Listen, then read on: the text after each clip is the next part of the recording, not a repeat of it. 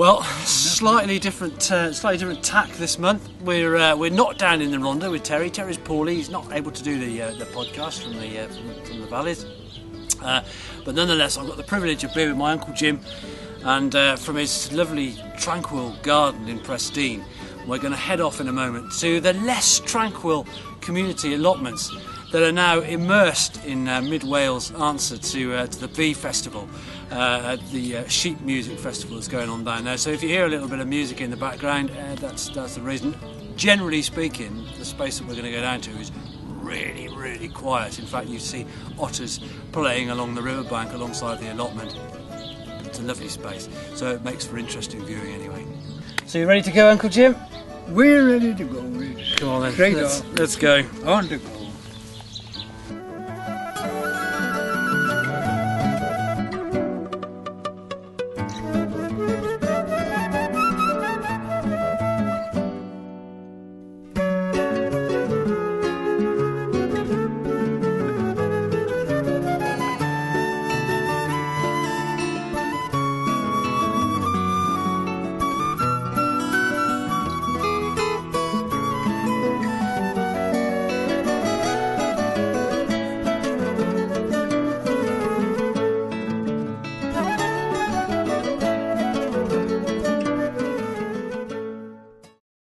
As you know, I worked in the woods all my life.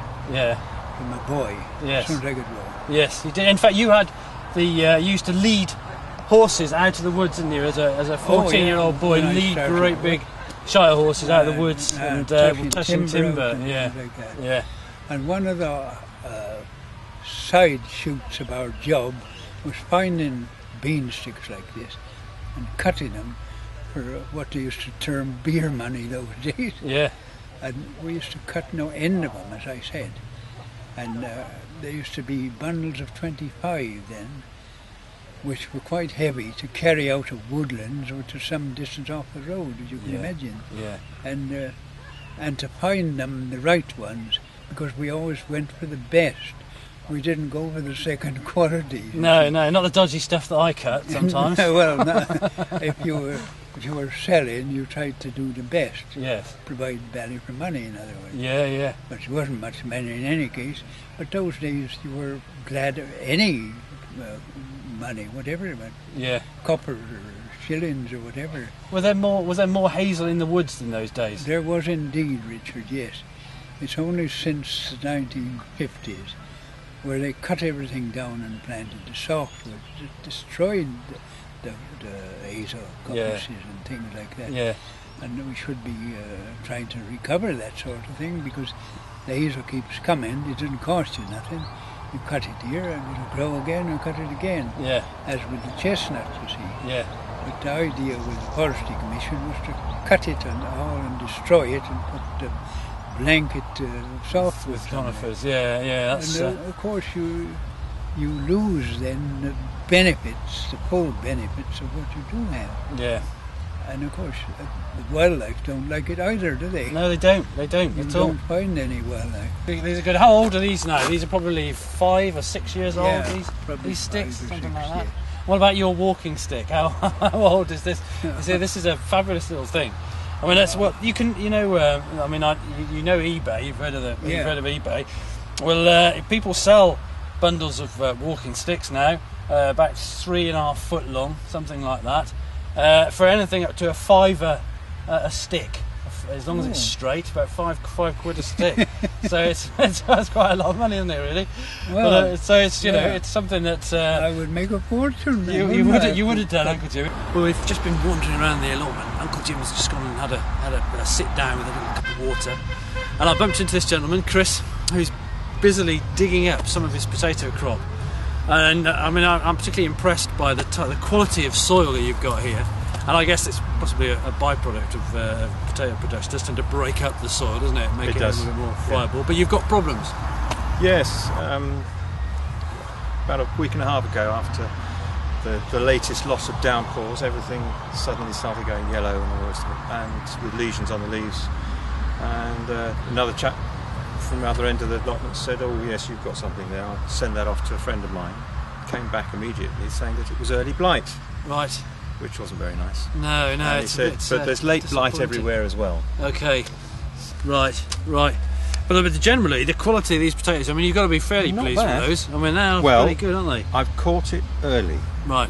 That everybody here has been saying and telling me to take as soon as you see it, take the tops off, get them composted into a really hot compost. Otherwise, don't put them in your own compost because No. it's not warm enough. I think a lot of people would say just burn them. Well, you can do, but the municipal recycling, that gets well up in the 60s, 70s. Okay, That gets so really you're going hot. to take it down to the... Yeah, always, yes. That's right, right. So rather than burn it. And then you leave the spuds in the ground for a fortnight to 3 weeks, no longer than that, to harden off. Because if you don't, the skins, if you dig them up now, they won't keep at all. Right, This lot right. won't keep. These are going to be sorted out and then... You'll be having those eaten with in your the week. barbecues over this sweltering week we're going to have. Oh, wouldn't that be nice? Yeah. One of the, I guess one of the downsides of leaving potatoes in the ground is that, of course, you do end up with problems with these beauty, guys. isn't he? He is a beauty, yeah. He is a Yes, they fantastic are an animal. absolute pain. But this year has been a very successful year for slugs.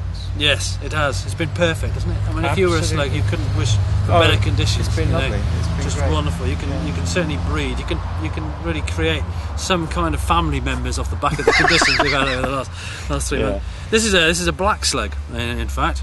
Yes. And oddly, even though it's not black, but it has these kind of orange frills around It's very the beautiful. base of it. It is a fantastic animal, but of course that'll munch on your potatoes when it's in the ground. And I guess that's one of the downsides of leaving them in, isn't it? Because there's always a bit of. How do you control slugs on your allotment? Do you We're supposed organically? to be organic. We're supposed to be organic, so most of us don't do anything. But I use the organic slug pellets, which are deterrents, not killers. Right.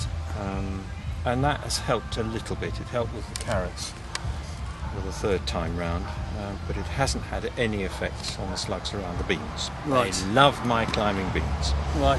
What would you like me to do with this? Well, if we put it in the middle Put it back. there, Okay. it's got a very uncomfortable You ride. can roll around in the gravel for a while. Fantastic. Well, lovely. Thank you very much. It's lovely to speak to you. It's a great And, pleasure. good luck for the rest of the growing season. Thank you. See you. It'll come. It will. It will.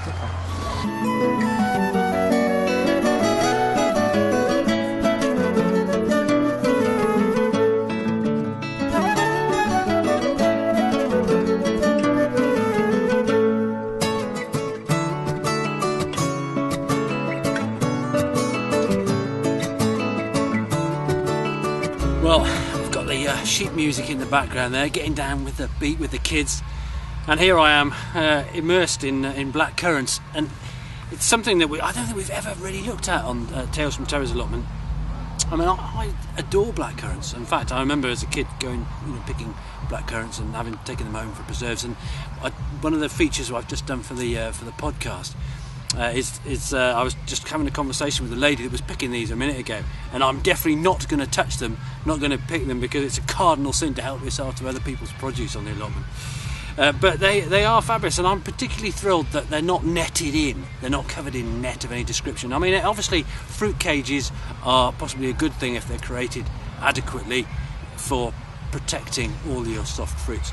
But sometimes, simply by draping a bit of mist net over a blackcurrant bush like this, all you're going to do is trap hapless blackbirds and things that want to get in on the act. And really, there is sufficient fruit here for everybody. The lady Beth that I was talking to earlier on was picking these beautiful ripe fruits and taking them home to make jams and jellies. And these bushes are laden, and she was saying it's a particularly good year for blackcurrants. Mainly, I suppose, because they were flowering when we had a little bit of good weather, and we've had so much moisture, we've had so much rain over the last couple of months that these fruits have really fattened off. And now, timely as it is, we've got this wonderful sunshine that's filling these out and making them as ripe and sweet and increasing the sugars in them as is physically possible. It's absolutely perfect. Well, it's been a lovely, concise visit to this relatively new 3-year-old community allotment in Presteigne.